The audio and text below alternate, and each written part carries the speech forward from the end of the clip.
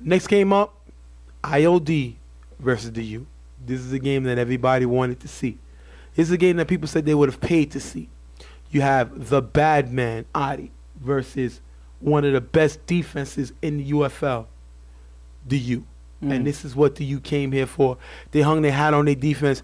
They lost earlier in the season to IOD by a few touchdowns, but now it's playoff time, and they're ready to turn it up. And in that game, the difference was they had Shannon quarterback, and they didn't have Swiss in the game. So both of those situations have changed. You have Swiss starting as quarterback for this team, and you have Shannon being is able to be the playmaker that he's able to be on this U team on both sides. So with pretty much their full team here, I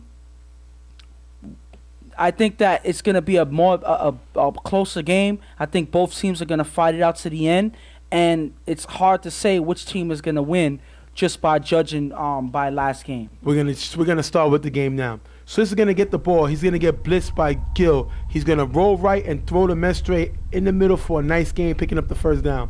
Third down, Swiss gets blitzed again by G. He's gonna roll to the left, but is sacked by Costa, forcing the U to punt. Great defense by IOD. Gill is getting there on the blitz. It's hard for them to block him. Costa picks up the sack, forcing you to punt. And pretty much on that blitz, Gill pretty much pushed the blocker wherever he wanted to go. And before the quarterback can even react, Costa's able to come in and get the sack. That's an impressive blitz by Gill, showing how strong he really is and shows how difficult for any blocker job to be the blocker. IOD gets the ball. Adi's going to throw deep to a wide open Jesus in the middle for a big gain in the first down. It looked like Shannon may have fallen while he was leaving Jesus open. It looks like, I think this is the play that was a little off the camera. Yeah. But that's basically what happened. For some reason, we didn't get the camera because everything was moving so fast. But it looked like Shannon fell, which left Jesus wide open. And this guy is dangerous. You don't want to do that. And that's unfortunate because Shannon pretty much is designed to stay with Jesus. Jesus is a shorter receiver, pretty much gets lost in defenses. Shannon was supposed to stay with him. Unfortunately, he loses balance there, and it pretty much left Jesus wide open by himself. IOD gets a free play, and Adi's going to throw deep to Andy, one-on-one with Kaka in the back of the end zone. Andy's going to make a nice catch open for the touchdown. Johnny gets the extra point. It is 7-zip IOD. And that was that's a great way to take advantage of the free play. It looked like one of the guys stepped over early, and because of that, Adi takes a shot downfield, and he's able to catch it over Kaka. He had a step on him, and he's able to make a great play. Kaka is not able to do anything by that time, and that's a touchdown for IOD. The U gets the ball back on second down, 4 rush. Swiss shakes Costa and throws deep to Brandon, cutting in the end zone. It's going to be tipped by Brandon from IOD, bobbled and caught by Brandon for the U for the touchdown. That's great because that's Brandon on Brandon. Yeah. But Brandon from the U is a guy that I've hit all year. I said he's my Deshaun Jackson of touch football. He's short. He has a lot of speed. He has the opportunity. He has the ability to get behind defenders. But he drops a lot of passes. He came to play today with this great bobble catch, finds the end zone, touchdown, puts his team right back in it, 7-6. It's crazy that you have a player that can compare to anybody in our league. Right? You always bring up a player to, compare to somebody and how they play. It's funny, but most of the time it's accurate. I would say, he's able to stick and be calm and focus on that play. That was a big play. Brandon is able to focus and catch that ball. That was a great play by him, and it keeps the U in this game. Adi gets the ball back. He's gonna get blitzed by Swiss and sacked by Tim, but it looked like Adi allowed them to sack him, not to force a pass. After a few plays, gets him to the 20-yard line. Adi gets blitzed again by Swiss. He's going to throw deep to Cliff in the back of the end zone for the touchdown, putting him up. You're going to have Dev. If you look here, Dev lets him get by, and that's on Dev. Dev has to cover Cliff better than that. Cliff is able to score, and if you look here, Johnny's going to get the 2-point conversion. Kaka leaves him wide open in the corner. 15-6, IOD. And right now, it seems like the U's defense is falling apart. You said early before this game started that the U have one of the best defense out here. They don't look it right now because they're being picked apart. At least in this one drive, they were. Dev, on this play, leaves Cliff to go right into the end zone. I guess he was spying on the quarterback because he doesn't want to follow receiver, and Cliff is left wide open for the touchdown. And here, Kaka leaves Johnny in the corner. I understand that Johnny is a big guy and there's no way to get around him, but Kaka doesn't even try to get in front of that pass to stop it, and that was an easy 2-point conversion for IOD. The U gets the ball back. They're gonna drive to the 35 and 4 plays. They're trying to race against the clock. Last play before the half, Swiss is gonna throw it up in the end zone. Mestre is gonna jump. He's gonna just drop the ball. Incomplete pass. 15-6 IOD at halftime. And right now IOD has the momentum in this game. They're pretty much doing what they got to on offense, and I think that's the key. They're finding ways through the U's defense. The U is able to survive, but I don't see them stopping IOD at this point if they don't do something and do something fast. IOD gets the ball in the second half. On 4 rush, Tim jumps, giving Adi time to throw the ace on the sideline. You're going to see Shannon get there late as Ace makes the catch and runs for a nice gain in the first down. And there's no reason for Tim to jump. He's not going to knock the ball down. You got to stay on your feet. You got to know when to jump. It gives Adi more time and he's able to find Ace. First down at the 8-yard line. Adi's going to get tagged on 4 rush by Mestre as he throws the ball away. Ref says incomplete. The U challenge the play and the call is overturned. Mestre is going to get the sack. That is a great challenge by Swiss because Mestre got the big sack there. And that was pretty much a difference maker. That was a good way to use the challenge to your advantage. They knew that he was able to get the sack, and rather than just let them get that play, I think that the sack kind of throws off the momentum of IOD, and it was good to actually get the sack confirmed. So that's a good challenge by the U. Next play, Adi's going to get blitzed by Swiss, and it's tagged by Brandon before 4 rush. The refs throw a flag for offside. The U says the giver was bumped by the receiver before Brown rushed in. The U's going to challenge again, and if you look at the play, Dev is going to be bumped by Brandon, which allows Brown to come in and get the tag. That caused Brown to tag. No flag is picked up. Brown with the sack. Great play by Swiss. 2 straight challenges. It's dangerous because you may need it later, but they're worrying about the now. Great play by Swiss. 2 challenges. He gets it. And that's just a way to pay attention to the game. Swiss is really in the game. He knows exactly when he needs a challenge, and I feel like it doesn't hurt them to use those challenges right away, because this is a drive that may determine the rest of the game, and they're trying their best to prevent IOD from scoring here. So that's a good way to challenge this play as well, and that's the way to for Brown to get the sack. That was a good decision by Swiss. Third down, Adi's going to throw the ace, cutting in front of the end zone, but Brown's going to get flagged for holding. IOD wanted a pass interference, but refs say Brown made contact before the throw, so it was illegal contact. Next play, Adi's going to throw to Brandon on the left, wide open in the end zone for the touchdown. Adi's going to get flagged for cursing on this play, but the touchdown also is going to stand. It's going to be 21-6 IOD. And right now, IOD is in the driver's seat. They're pretty much doing whatever they got to, regardless of what you tried in this drive. IOD is still able to score. Now they take a commanding lead in this game, and now it's an uphill battle for the U. With the penalty on the kickoff, Akon is able to get the ball back on the onside kick and get the ball all the way to the 10-yard line. Great kick, great play by Akon, getting the onside kick, all because of the cursing ejection by Adi. With the clock running, Swiss is going to toss the ball to Brandon in the front of the end zone. Brandon's second touchdown of the game, putting them back into it, 21-12. Brandon is trying to carry the team on his back. He's playing well this game. Swiss is going to try to go for the 2-point conversion. He's going to find Shannon in the corner. Shannon's not able to get the ball. It looks like it's going to be dropped. 21-12, IOD with the lead. Then on 3 short plays, IOD with the ball, they're going to end up punting and giving it back to the U, but they was running the clock out. Swiss is going to throw a nice pass to Brandon in the gap for a nice gain. After getting the first, Swiss goes to Mestre in the middle for a nice gain. Swiss then gets blitzed by Gill with nice block, and Swiss is going to run it to the 5-yard line. Swiss is going to scramble on 4 rush, find Brandon in the front, in the back of the end zone for the touchdown. 21-18, they're right back into this game with the clock running. And with the last bit, that was a great way to score quick. They needed to keep some clock on some time on the clock so that they can get the ball back. That's a great way to drive down the field without wasting too much time. Now it's all up to them if they can get the ball back. They go for 2. Mestre gets a 2-point conversion. That's going to put the game to 21-20. They need to get the ball back. They're down by 1 point.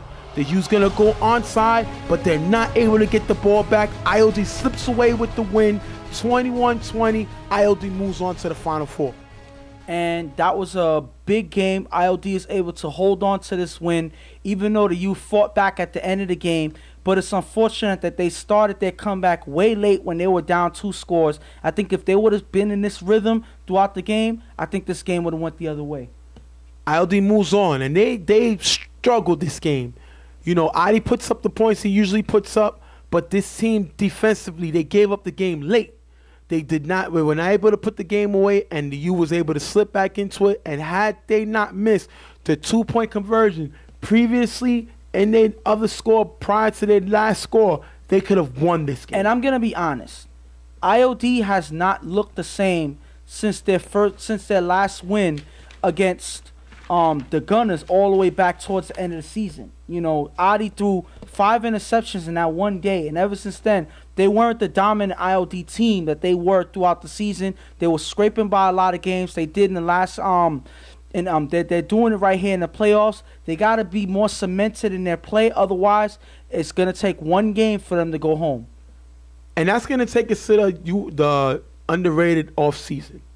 And I think what they need to do is they've been struggling all year putting up points. And I think it was more the ILD team letting up rather than the U just scoring. And I think who's the best person to find out how to score? They should go to a Golden State game and speak to Steph Curry. Maybe they could get Curry to play some football, show them how to score some points, because they struggled all year with putting points up. Defense played great, but they couldn't put points up when they needed to. So you're saying that since Stephen Curry is probably one of the best scorers in any game, why can't he come over to football? I don't think so. So you can see the youth there at the game, and they can get him to score, because this team struggles with scoring. You're going to see Kaka there. You're going to see all the rest of the guys, Brown there, having fun at the Warriors game, learning how to score points. Listen, at the end of the day, I don't think that's going to happen, because they're going to kill Steph Curry out there. He's not one of the biggest guys out there, and plus he's making too much money playing basketball. I don't think he's going to risk that to play touch football with us guys here. Don't get me wrong. They put up 20 points, but I think it was more the U gave up 20 rather than they were just able to score. So but that's pretty much leading back to what I said about ILD not being the same dominant team that they were throughout the season.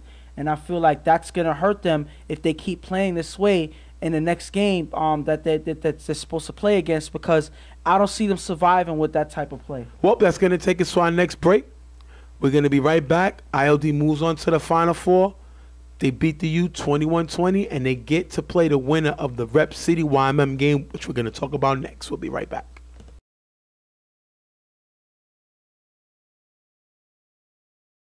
Well, if you're watching YouTube Real Tough Talk, because there's another one that you can watch, Real Tough Talk, the both days. So listen to this guy. It's coming. Rep City versus YMM. YMM beat Rep City during the season, but it wasn't Rep City's best game. We've seen Rep City step it up, and this team has weapons, and they have the team that's assembled together to beat this YMM team. And like we've been saying all season, the only weakness that this team has is attendance. When all their guys don't show up, they become another team, a weaker team, I would say, a less effective team, a less efficient team. When they're here, they're a team that can give any team in this league a challenge, and that's why Rep City is in this position, playing YMM, the best team in the conference here. And YMM, Rico should be up there for Coach of the Year, Coach/Captain of the Year. He put together a great team, picking up players like Ty, picking up players like Ice, picking up players like Rhino. These are good players, Mijo. These are guys that's going to help them get to the next level. Santana. When you got these guys and you're able to pick up the best record in the Eastern Conference, that's something to be proud of. This guy got to get credit for the team he put together, but they still got to get it done by beating Rep City. And this is pretty much where this is where it matters the most. You know, in the big games like this, where do they fall? You know, do they fall? Do they get the win, or do they get stuck in the same position that they've been getting stuck at these last couple years? Because they haven't gotten farther than this since their one championship run in the first year that they came to the UFL. So this is proving grounds for them to show that they're a team to be dealt with, they're a team to be taken seriously, and they're a championship caliber team ready to go all the way to that last game. Well, we're going to jump right into the game. Second down, Hood is going to get blitzed and sacked by Rico. Great play by Rico. Remember, he's a former defensive player of the year, so the guy can get it done. Next player, Hood is going to throw to Tess, who's wide open on the sideline for a nice game, picking up the first down. Then Hood is going to find D-Boy wide open in the end zone for the touchdown, giving him the 6-0 lead. And if you look, Ice got caught spying on the quarterback. Great throw by Hood to find D-Boy. And that was a great way for Hood to spot that himself and to see that D-Boy was left wide open. I'm sure that a lot of quarterbacks have habits of missing stuff like that, but Hood is not one of them. He's able to find D-Boy here to score early in this game. Rel's going to get the extra point here, 7-0 Rep City. Next drive, Nelson gets blitzed by Meach, who's blocked by Rhino, but Nelson is going to get sacked by Vic. Great play by them. Meach puts the pressure on him, and Vic finishes him off. With great block by Rhino, Nelson tries to run, but is stopped by Meach for a little gain. Third down, Nelson throws deep to Santana. Sideline is going to be dropped. After getting the first down, Nelson throws to Jeremy in the middle. It's going to be almost picked off by Rel. The drive is still going to be alive, but Nelson does not look like he's in rhythm right now. He's in trouble because he's not throwing the pass we used to see him throw. And that's going to dictate the way the drive ends going through this game. Nelson has to get it together in this drive, because this drive right here may dictate the way their game goes throughout this game, all the way to the end. Nelson gets blitzed by Meach, who's blocked by Rhino, but Meach still gets up and gets a sack on Nelson. Great play by Meach. That motor was still running. Great play. Last down, Nelson throws deep to Rico, but it's knocked away by Izzy, turning the ball over on downs, giving it back to Rep City. They're up 7-0. Great defense by them. And a way for Rep City's defense to battle, even though Ryan Mem was able to keep that drive alive. That was a good way to stick with it, not give up on the drive, and they're able to make some defensive plays to get the ball for their offense back. That's great defense to start off for Rep City. Hood on second down. He's going to rush on 4-run rush and get a decent gain. Third down, Hood is going to throw the ball on the sideline, who makes a catch, but the refs say he only had 1 foot in. Rep City's going to challenge. It's going to be inconclusive, incomplete. There wasn't enough evidence. But if you look here, D-Boy was wide open deep.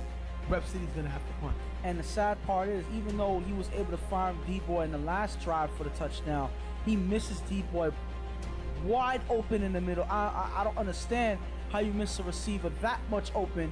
Even you can even hear D-Boy calling for the ball wide open in the field, but Hood was already going to Rel. That was a play designed for Rel, I'm guessing, and that's why he overlooked D-Boy. That's unfortunate, because that could have led to a touchdown in this drive. Rep City punts on that drive. YMM gets the ball. They're going to punt it back to Rep City.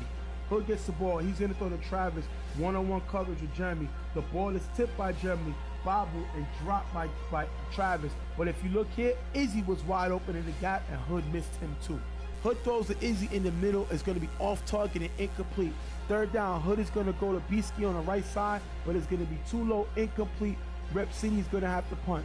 Rep City had 2 flags during the drive. They're going to have 2 flags during the drive, which kind of hurt them on the field position. They're going to have to punt on this drive. I mean, but at the end of the day, the flags did hurt them on this drive, but at the same time, those plays where Hood missed his receivers twice during this drive, I think that's what killed them in this drive, and that's what ended it right there. That big play to D-Boy that he overlooked to go to Rel out of bounds, I think that he has to span the field a little bit better, and with that, he'll be able to find his open receivers. Because he doesn't, he's fixated on certain receivers, and I think that's what led to this turnover in this drive. After 2 short passes on third down, you're going to have third down from the 50-yard line. Nelson's going to get pressure. He's going to throw to Rico in the middle, but it's going to be incomplete. Last down, Nelson gets blitzed by Meach. He's going to roll to the right, throw to Rico in the middle. Travis misses the tag, and Rico runs for the big gain in the first down. But on the play, Travis is flagged for cursing, and YMM gets all the way to the 7-yard line. I think you can hear the curse on the video. Yes. We're not. If you listen real quick, we don't usually play curses. But the guys say that he didn't. We all heard him. Yeah. He even though he said it, that puts him all the way to the 7-yard line. And that was one play. That's one thing that they didn't really need at that time, because that was a big play there. Rico already got some big yardage on that play, and now you have the cursing tacked onto that, the cursing penalty tacked onto that. That puts YMM in great field position, something that Rep City couldn't afford at this point in the game. Nelson, with time for Rhino, finds Jeremy cutting in the back of the end zone for the touchdown. And if you look, Travis wasn't guarding no one. He's too good of a defender not to know where he's at on the field. That's going to put them in the game. And with the 2-point conversion by Ice, YMM goes up 8-7.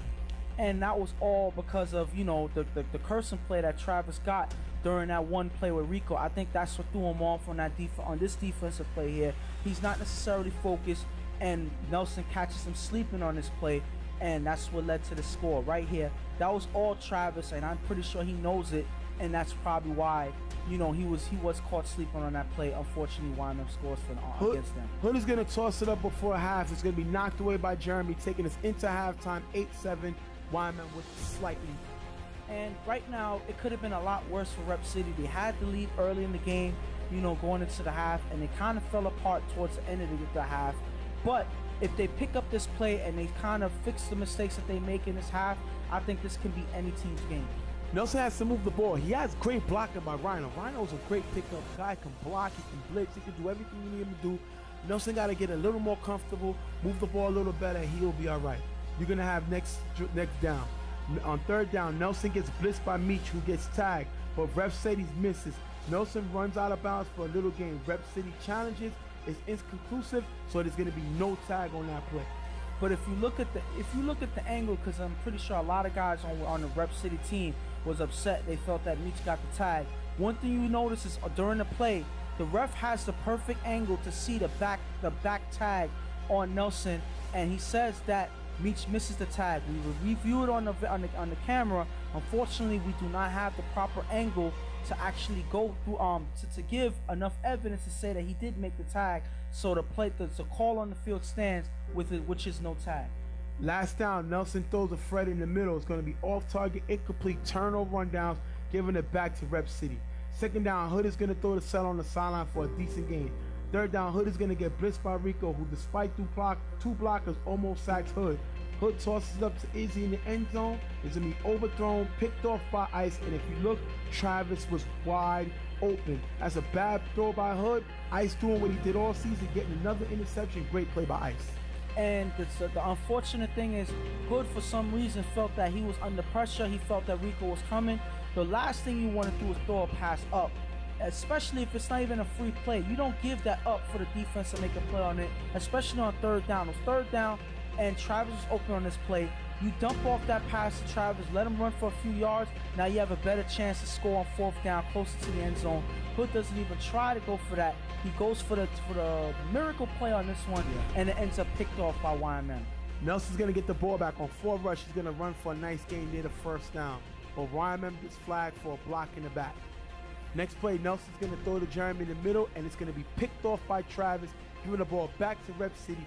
Great play by Travis. He just made a mistake early in the game with the curse. He comes back here with a pick. Remember, Rep City's up. YMM is up 8-7. Great play by Travis. And Travis is a tenacious defender right here. He comes out of nowhere, surprises Nelson with the interception. I don't even know if the receiver saw it coming. Travis was adamant to make up for the mistake that he made that caused YMM to score, and he gets the ball back for the Rep City offense right here. Hood is going to throw the Izzy in the sideline for a few more yards. Then you're going to see Hood get blitzed by Rhino, but B-Dot gives him great time. Hood throws the Izzy in the corner. It's going to be tipped and caught for the touchdown. Great play by, let's get to the blocking. B-Dot doing what B-Dot does.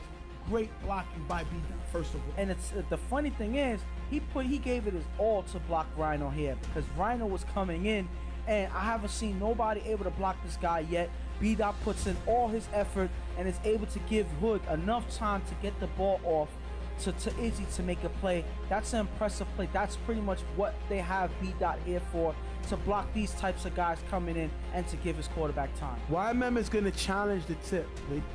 Izzy's going to tip it and catch it for the touchdown going to the ground. YMM challenges this play. Like, we're going to look at the play. It's going to be a big tip, and Izzy gets the ball back, and he's going to go down. Now, if you look here, the ball tends to touch the ground, but the NFL rule is if the ball touches the ground, but the receiver completes control of the ball, maintains complete control of the ball, it will be called a catch. And the refs all come out with the fact that it is a catch for the touchdown. It was so close to see, they had to go with the original call, and they went, and it's a touchdown. And that's the thing about inconclusive evidence. Once the call is made, if there's not irrefutable evidence to overturn the call, then the play on the field stands. And that's pretty much what the NFL rule is, and that's exactly what the refs decided on the field, and it leads to a touchdown for Rep City. So because of his inconclusive evidence, it's going to be called a touchdown. What do you think about the call? As you see Izzy going down, he reaches out for the ball, you know, and you see the ball actually touch the ground as he does hit the ground, but you still see his arm underneath the ball and crater the ball, and you see the ball does not move even though it's touching the ground. And an NFL rule says as long as the ball is not moving as it touches the ground, it will be called the catch. And that's what happened on the field. And that's why the challenge was labeled inconclusive when it was challenged by Wyman. It wasn't enough evidence to say the ball came out because of the angle of the camera. It's not the question if the ball touched the ground. We see the ball touch the ground, but it looks like his arm is locked up with the ball, that even though the tip touched the ground, it never moves from under his grasp. His grasp. So that was a tough call, especially looking at it from the camera. When you look at it in the video, it's even bigger, but on the camera it's so small, and because it was inconclusive evidence, they get the touchdown. Izzy's gonna get the extra point, and that's gonna put them up 14-8. Rico's gonna get return and have a nice run. And if you look at the positions of the refs are behind the play. Rico's gonna run out of bounds. If you look at this play, B-Dot bumps Rico right here on the sideline. If you look at this play, B-Dot bumps Rico right here. And if you see it, he's initiation and altercation with Rico. So Rico tosses the ball, and the ball does hit B-Dot. Now mind you, this is on the sideline. Ghost is still recording, but the refs are still getting to the play. Then the video stops. What happens to this, obviously I can't see this part on the video, and this play is not challengeable.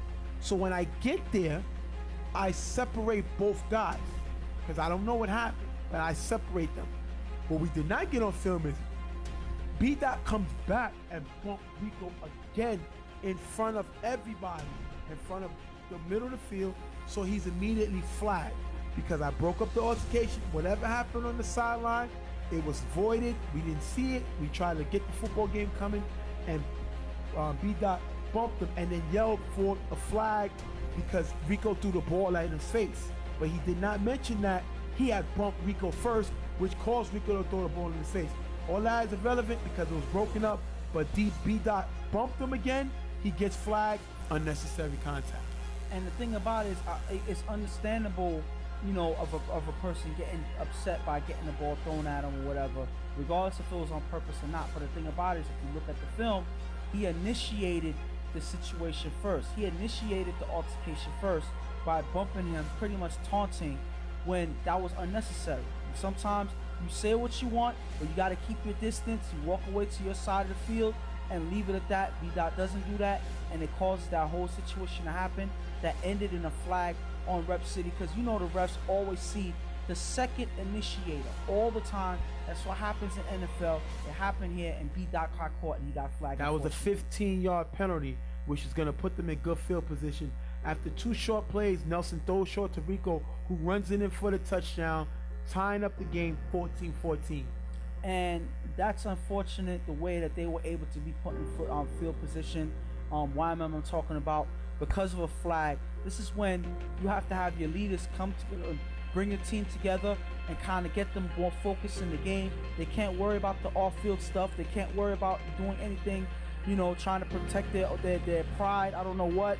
But they have to stake in this game because they can lose this game if things like this keep going on. Game is tied, but Nelson comes to Rico for the extra point, and Rico is going to drop the extra point, which would have gave them the lead, 14-14. Big drop by Rico, very disappointing here. And that's shocking because Rico is pretty much their moneymaker when it comes to plays like this, you know, extra points, touchdowns, close in the red zone. So for him to drop a routine pass like this, it's telling to show that YMM is not in their, you know, in their full focus mode right now, and Rep City has the opportunity to take this game away, knowing that they just only tied the game when they could have took the lead.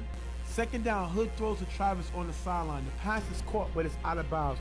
YMM gets called for illegal contact, forces them the first down. Any penalty that forces the team to get the first down is an additional 10 yards because it stops the team for attempting to do it on purpose. Similar to going off sides on purpose to give them a free play just to force them to take the penalty.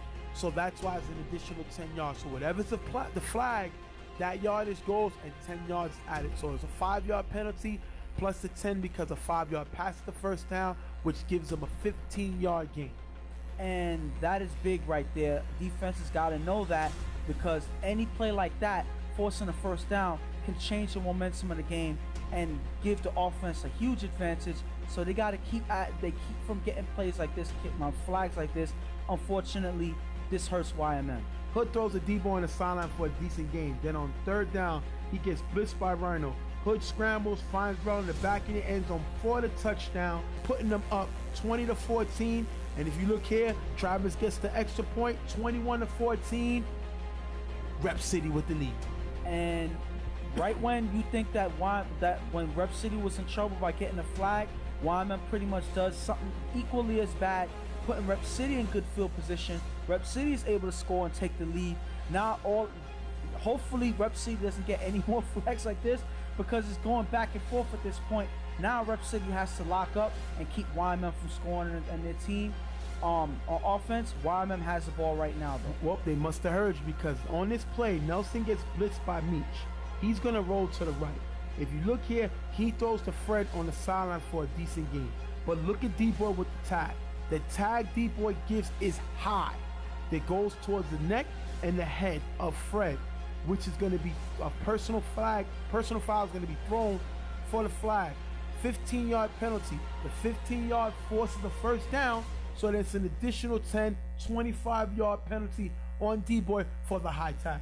And it seems like all the guys in Rep City was pretty much shocked that this happened. They didn't even understand why it was such a big yardage gain by YMM off of that one flag.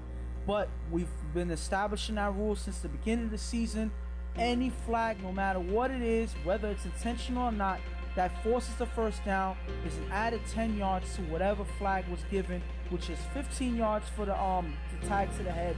So that equals 25 yards. Guys, we've been doing this all year. I don't understand why people are still shocked by it. And I threw the flag. Hood was upset. Charlie was upset. They called me a cheater. They said that I'm trying to help YMM. But if you look at, they said the guy, Fred ducked. If you look at this play, and I had several people look at this play, it was never a tag going low. D-Boy was coming up high. He caught him towards his neck and his head. That is a blatant 15-yard personal foul penalty. And these guys yelled, went crazy, said I'm a cheater, this and this and that. The camera does not lie. The guy was never ducking. He ducked after he got hit in the head by people. You can see here, as D-Boy makes the high tag, he touches the upper back of Fred, forcing Fred to slump over, and his hands slide because of the high tag, and it hits him in the head. That is a flag, no matter who does it, regardless of intention. Guys can't argue if a guy did it on purpose or whatever. The point is, he was hit in the head, there was no ducking involved, and so that's a 15-yard penalty. Unfortunately, that equaled the 25-yard because it forced the first down. Nelson's going to get blitzed by Meach. Nelson's going to scramble. He's going to find Jeremy cutting in the back of the end zone for the touchdown.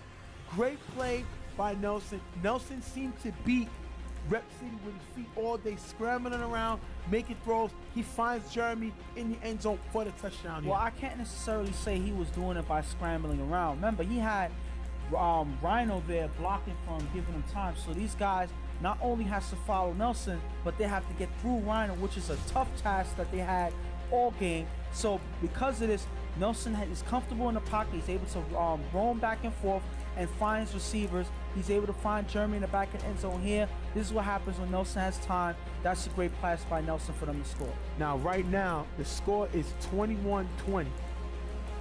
And YMM goes for 2. So they're going for the lead right now. And Nelson is going to find Rico in front of the end zone for the 2-point conversion. Rico hits his head really hard to the turf, attempting to make the catch. Remember, he dropped the extra point early in the game that would have gave them the lead. 22-21 YMM with the lead. And that is incredible, and that is well, how many words can I say? That's bravery right there.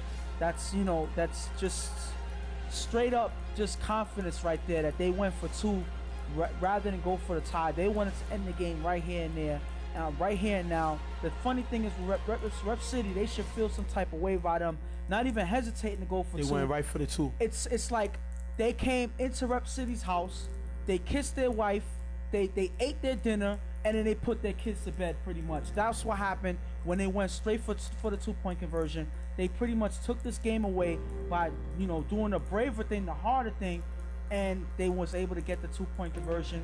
That can be a game sealer right there. They have the lead. You have seconds on the clock. Hood is going to get the ball after the kickoff. He's going to throw the D-boy in the middle. D-boy dives, makes a diving catch for the first down. You're going to have the last play. Hood is going to throw it up in the end zone, and you see Travis jumps up and gets his hands on it. But then you're going to see Jeremy knock the ball out of Travis' hands at the last second, ending the game. YMM with the win, 22-21. They're going to the Final Four to meet IOD. And what a way to end the game. That was an incredible game throughout the game. Back and forth battle. First it was them scoring back and forth. It was good defense on certain drives. And then it was just which team didn't get the last penalty, pretty much, is what ended up getting the, you know, the team who didn't get the last penalty was a team that ended up winning the game for their team, because they were going back and forth with penalties, causing the other team to score. Unfortunately, Rep City was the last team to get the flag, and that's what put YMM in scoring position, and they were able to take the game in the end. And I think the team R&R, or the team off season, yeah, for Rep City, they have to go to some type of boot camp, because these guys have to learn discipline. At the end of the day, it doesn't matter what the team does to you. You're trying to score points. Forget about the refs.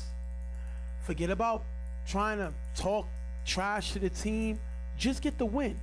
They took some bad flags, which caused them to give this game up. Travis with a big cursing penalty, B-Dot with a big play on the sideline, D-Boy with a big hands to the face. Those are big penalties right now, and that hurt them this game. And I think two of the 3 flags that they got in this game, those 3 flags that you mentioned, 2 of the times YMM was able to score off of them. Yeah, and that's devastating for a team that's been trying their best to hold off this YMM offense all game, and for penalties to give YMM that advantage to take away the game. That's unfortunate for Rep City, because they've been fighting all through the game, and that's not a way to end it. They weren't supposed to, this is not the way it was supposed to end for Rep City, but unfortunately that's exactly what happened. Definitely, it's frustrating for this team. They were really upset. They figured that they were cheated, that the refs cost them this game. And at the end of the day, you looked at the film, you looked at the video, and they cost themselves this game. They had an opportunity to win. I'm trying to look at, if you look at this now, all of the plays, the drive that Travis got caught for the call for the cursing, YMM scored that drive. The flag that B-Dot got for the play on the sideline, YMM scored on that drive. And the high tag that D-Boy had at the end of the game, YMM scored on that drive. And that's at least 18 points right there off of penalties. That is devastating, and you cannot win a football game, let alone a playoff game, when you give away 18 points straight up off of turn. And it was all of them losing their composure. Yes. The personal flag D-Boy got for the hands high, the unsportsmanlike that B-Dot got for the extra bump that he got on Rico, and the cursing by Travis. Those 3 plays are all discipline calls, and it cost them 3 scores because of those discipline plays. And I've been saying the word unfortunate all throughout this day, but this is the word, this is the game where unfortunate should be a staple for Rep City in this game, because they pretty much gave away this game. They had the lead in almost every opportunity that they had before giving away a penalty. They had the lead, and they give it away every single time to YMM, but they for some reason, they don't, you know, some of the guys weren't able to take the blame for the mistakes that they made, but they themselves handed this game to YMM. They're only going by one call that they're talking about. But at the end of the day, how many flags did this team get They caused Wyman they were to score? upset most about D-Boy's tag. And Yes. if you look at it clearly, Yes. he went high. D-Boy admitted it, which I give much respect to the man. Yes. He admitted that he did hit the guy high. He was told by several players, even other teams, that he got jerked. And now people see the truth because the camera does not lie. At the end of the day, they need discipline because this team has firepower to beat anybody in any league, in any tournament. And I can put money on that. This team has firepower, but they don't have discipline. They argue with each other at times. They argue with Charlie at times. They throw each other under the bus at times. And until you show cohesiveness as a team, you will never get to that next level because it's not talent, because they got it. And the thing about it is, the sad part about it is, they, to me, even though they lost this game, they are a championship caliber team. They're a team that can give any of these teams that's now in the Final Four a run for their money. Yep. When they all show up, when they all play hard, and when they all play together. That's been their main problem all season. When they're not here or they don't play together, they're fighting each other, and that's something that Coach Charlie has to figure out about, because this team will not survive if they keep attacking each other and everybody else but the team that's on the field. And that's going to end the show, end the game. YMM with the win, 22-21. And now, if you look on the screen, you're going to have Prime Time, Carver, YMM, IOD. These are the games that everybody wanted to see. They're the #1 teams in each division. All the division, these are the #1 teams. That's amazing itself. And they all could have lost in the Elite Eight. All of those games could have lost in the Elite Eight. So this is great. I'm excited. Final Four is here. We're gonna see what happens. We're gonna wrap the show up. We're gonna see next week. You should see Sunday the Western All-Star video up. The East will be up next week sometime. The videos are coming. You're gonna definitely see the award candidates now coming up. Should be on Saturday. After those games, that video will be up, and it's gonna be exciting because after those games, we'll have a championship. We'll have the All-Star game next week. 4 o'clock is the All-Star game at 161. Championship games at 6. We asked all the players come out. Players who made it, we got your shirts, we got all that nice stuff. It's going to be a good way that the UFL ends their season. Real Tough Talk ends their commitment to the UFL, and it's going to be amazing. I'm looking forward. It's going to be a lot of fun. I mean, at the end of the day, that Final Four is pretty much one of the best Final Fours we're going to have. I mean, a lot of teams, some of these teams are at an improvement. Some of the teams have been here for the first time, in this league. Guys are coming back with Carver Mob trying to return to the championship, and you have IOD who's been here probably the past, if I'm wrong, the last 2-3 years. 3 years. Yes, 3 years in a row they made it to the Final Four and was bumped. Well, 2 years. Yes, I'm sorry. 2 years. 2 years. 2 years. 2 years. And both times they were bumped by the Browns. Yeah. They were bumped by the Browns. Now the Browns is no longer a hindrance to them. They just have to get through YMM. That's going to be a huge game. That's the game, to me, that I'm looking forward to. Yep. So we're going to wrap up the show. Also, YMM got beat last year by IOD. Yes. So, in the Elite Eight. So now they have an opportunity to get back to the championship. YMM has not been to the championship, I would say, in 4 years. So we're going to have to see what happens. They have an opportunity to get back. Carver gets the opportunity to defend their title if they could get past the team that actually beat them in the regular season. And Primetime has an opportunity to be the next undefeated team to win a championship since the Rose G's. The difference is they did it in more games. Yes. Primetime has more games this season, and it's more teams, and it's a little more complicated. So if they can end the season undefeated, they will surpass the Rose G's, and that'll pretty much end the Rose G's run. And right now, pretty much they're trying to get past where the Violators were last year in the Final Four. So at the end of the day, against the same team. Yes, that's the crazy thing.